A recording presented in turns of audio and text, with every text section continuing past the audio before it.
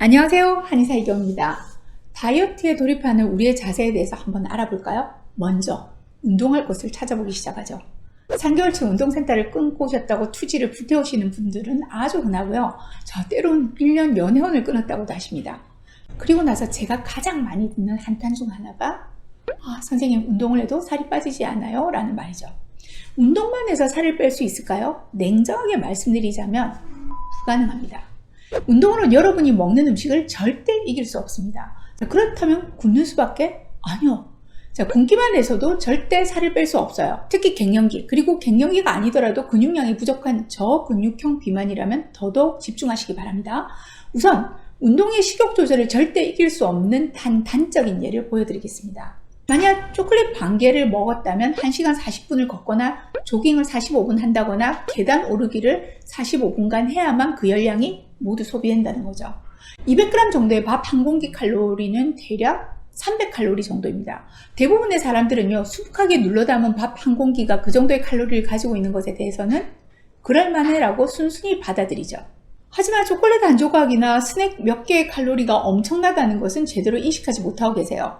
보기에 가볍거든요. 이것이 바로 칼로리 인식의 오류입니다.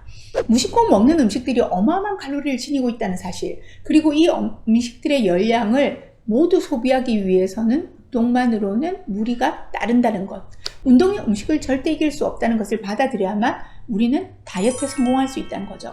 특히 우리가 조심해야 하는 것은요, 공장에서 찍어내는 가공식품들인데요. 얘네들은 일단 열량이 높고 대부분 트랜스지방산, 염분 등이 함유되어 있어요. 그 중에서도 과자 종류나 음료는 여러분이 얼마를 생각하시든 그것보다 훨씬 더 많은 열량을 갖고 있다고 생각하시면 맞을 겁니다.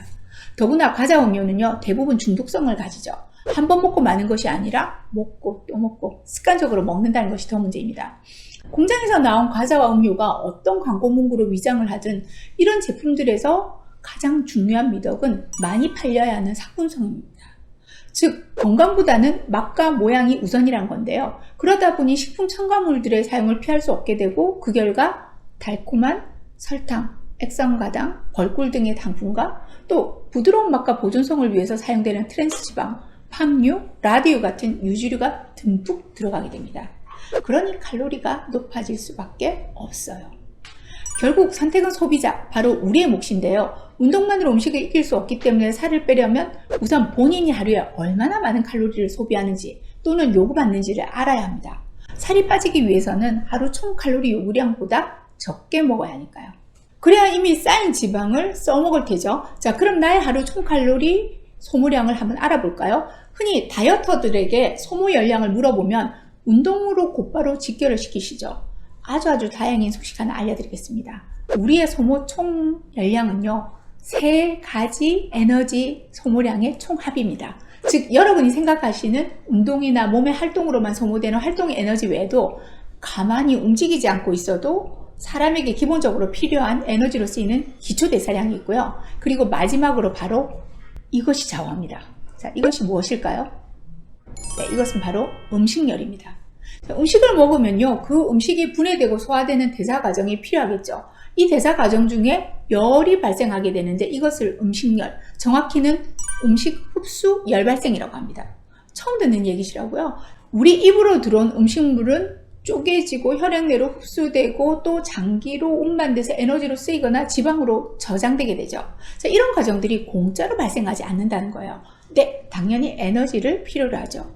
사람이 음식물을 섭취하면 위장의 근육은 그들 규칙적인 수축작용을 촉진시키고 소화액을 분비해서 에너지 생산을 증가시키게 되는데 이 에너지가 바로 말씀드린 음식열, 그러니까 다른 말로는 식품 이용을 위한 에너지 소모량이라고 할 수 있습니다.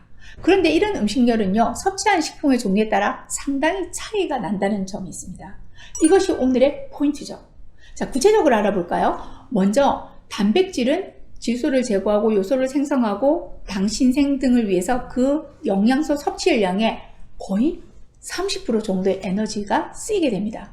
탄수화물은 글리코겐으로 전환될 때는 에너지 소모량이 좀 미미한데요. 중성 지질로 저장될 때는 상당량이 소모돼서 한 6%가량이라고 합니다.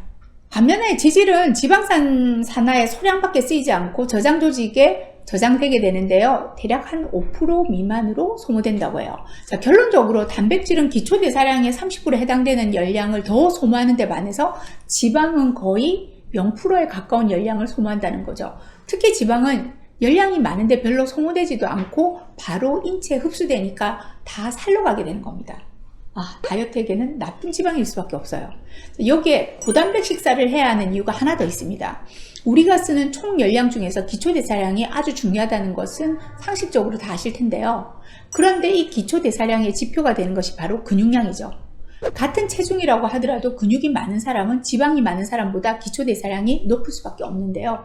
근육은 가만히 있어도 전체 산소 소비량의 25%나 쓰지만 지방은 5%도 쓰지 않습니다.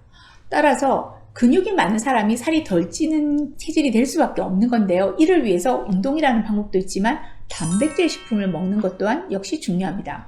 자, 음식열도 높고 기초대사율도 높여주는 단백질, 그럼 얼마나 어떻게 먹어야 할까요? 하루에 얼마나 많은 단백질을 먹어야 하는가에 대해서는 아직 한도가 정해져 있지 않습니다.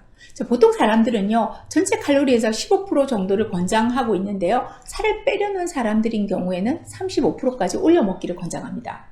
음식으로 들어온 단백질이 실제 몸에서 흡수되는 정도를 소화율이라고 하는데요, 동물성 단백질은 소화율이 최하 90에서 최고 99%에 달합니다. 70에서 90%가량인 식물성 단백질에 비해서는 거의 다 흡수된다는 얘기죠. 자, 고기와 치즈의 단백질은 90에서 95% 흡수되고 달걀은 97%까지 흡수되죠. 괜히 달걀 많이 먹으라고 하는 게 아니란 얘기인데요. 자, 그런데 동물성 단백질은 대부분 고칼로리이므로 가능하면 아침에 드시는 것이 좋습니다.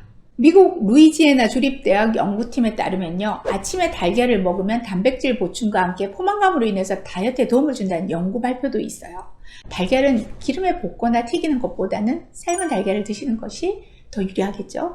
단, 중성지방과 콜레스테롤이 높은 이상지질 혈증을 가지고 있는 분들이라면, 홍 내장지방이 심각한 분들이라면 식물성 홍 단백질의 비중을 높여 드시기를 권장합니다. 홍에 들어있는 식물성 단백질은 혈중 콜레스테롤 수치를 내려주고 혈관을 튼튼하게 해주는 역할을 하거든요. 더불어 여성 호르몬의 밸런스를 맞춰주는 역할도 하기 때문에 특히 중년 여성들에게 있어서는 안성맞춤인 다이어트 식품이라고 할 수 있습니다.